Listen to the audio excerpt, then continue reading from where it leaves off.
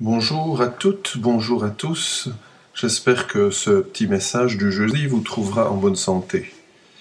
Alors si je vous parle d'une lettre écrite par un homme exilé à des chrétiens dispersés, vous aurez peut-être l'impression que je parle d'une lettre écrite par un pasteur à ses paroissiens aujourd'hui. Pourtant, je vous parle de la première épître de Pierre qui débute comme suit. Pierre, apôtre de Jésus-Christ, salue ceux que Dieu a choisis et qui vivent en hôtes de passage, dispersés dans les provinces du Pont, de Galatie, de Cappadoce, d'Asie et de Bithynie. Dieu le Père vous a choisis d'avance conformément à son plan et vous lui avez été consacrés par l'Esprit pour obéir à Jésus-Christ et être purifiés par l'aspersion de son sang. Que la grâce et la paix vous soient abondamment accordées. Quelle belle prière pour commencer. Que Dieu vous remplisse de sa grâce et de sa paix. Voici deux choses que le monde est incapable d'offrir de manière permanente et durable. Lorsque dans l'Évangile, Jésus dit « Je vous donne ma paix », il ajoute « Je ne vous donne pas comme le monde donne ». Autrement dit, Jésus donne une paix puissante qui ne varie pas avec les circonstances. Pierre nous indique à la fin de sa lettre qu'il est à Babylone. Ce n'est pas la Babylone de l'Ancien Testament, mais cela signifie en exil. Nous savons qu'il fut emprisonné, puis mis à mort à Rome. Il est donc certain qu'il est loin des siens. Les destinataires ne sont pas en meilleure posture, ils sont juifs, convertis au christianisme, dispersés dans ce qu'on appelle l'Asie mineure ou l'actuelle Turquie, et ils sont l'objet de persécutions. Des migrants, nous dit Pierre, de passage sur la terre. Nous ne sommes pas dans cette situation où chaque chrétien risque sa vie pour sa foi, mais nous expérimentons pour la première fois la distance imposée entre nous. Les enseignements de Pierre à cette diaspora sont utiles pour nous. Il nous invite dans ces 12 versets du chapitre 1 à regarder dans 3 directions. Un regard vers le futur, un regard sur le présent et un regard vers le passé. Tout d'abord, un regard vers le futur, une espérance vivante. Nous lisons les versets 3 à 5. Loué soit Dieu, le Père de notre Seigneur Jésus. Dans son grand amour, il nous a fait naître une vie nouvelle, grâce à la résurrection de Jésus-Christ d'entre les morts, pour nous donner une espérance vivante. Car il a préparé pour nous un héritage qui ne peut ni se détruire ni se corrompre, ni perdre sa beauté. Il le tient en réserve pour vous dans les cieux, vous qu'il garde par sa puissance au moyen de la foi, en vue du salut qui est prêt à être révélé au moment de la fin.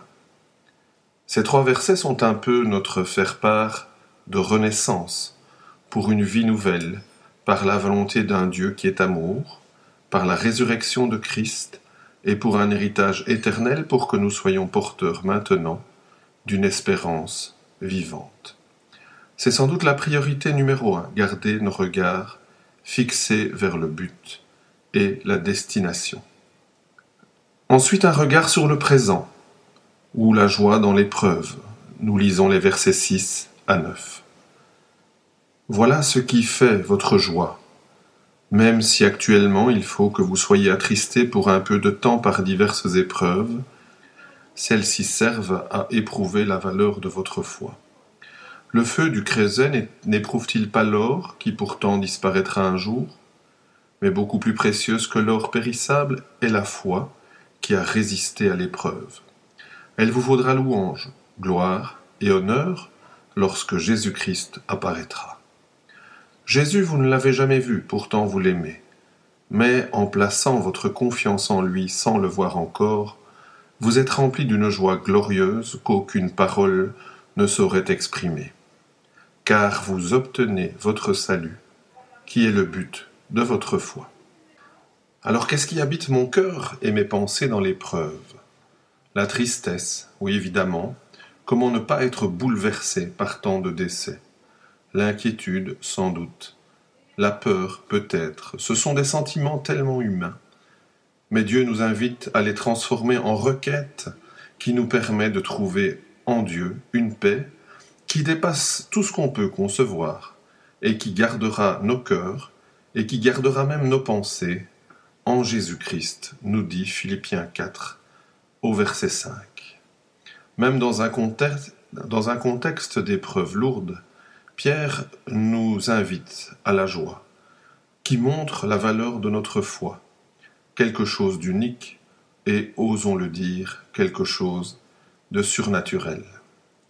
La vraie question qui se pose à moi, si je suis porteur de cette foi, qu'est-ce que j'en fais aujourd'hui? Est-ce que je deviens un contemplatif caché dans mon coin après avoir fait mes réserves au supermarché? Si c'est le cas, mon utilité pour Dieu n'est pas très différente de quelqu'un qui se cache et qui a peur. Ou bien est-ce que cette joie et cette foi en Jésus-Christ sont les carburants du moteur qui me fait avancer au service des autres, là où Dieu m'a placé, avec les moyens que Dieu me donne? Continuer à travailler avec joie et avec foi pour soigner les malades, garder des enfants, se mettre au service de notre société de 1001 manières.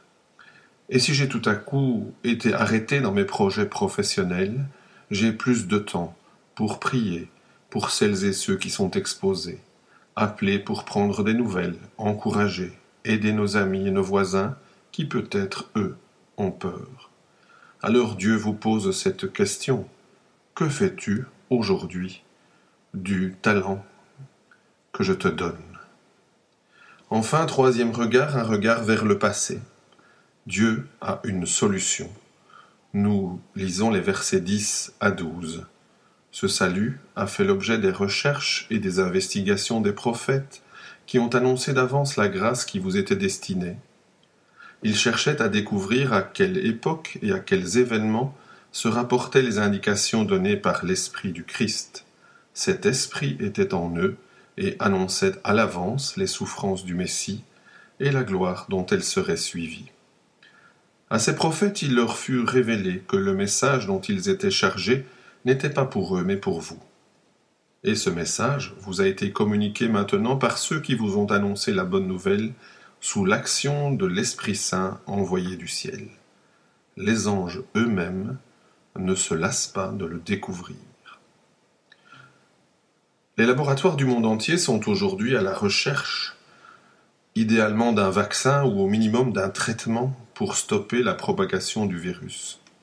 En passant, on peut noter que ces laboratoires sont moins coopératifs quand il s'agit d'aider les pays pauvres à lutter contre d'autres épidémies ou pour combattre des maladies plus rares, pas rentables. Mais revenons à notre texte biblique. L'apôtre Pierre nous parle de l'antidote à un mal beaucoup plus profond et beaucoup plus grave qui existe depuis la nuit des temps. Ce mal s'appelle le péché qui habite dans le cœur de tout être humain et le sépare du Dieu juste et saint. Les prophètes de l'Ancien Testament, comme de véritables chercheurs, ont essayé de trouver ce qui pourrait réconcilier l'homme et Dieu.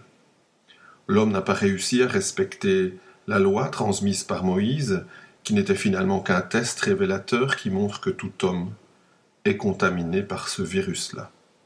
Ce que Pierre explique ici, il a dû l'apprendre de la bouche même de Jésus, qui, après sa résurrection, a expliqué à ses disciples les passages des Écritures de l'Ancien Testament qui parlent de la solution.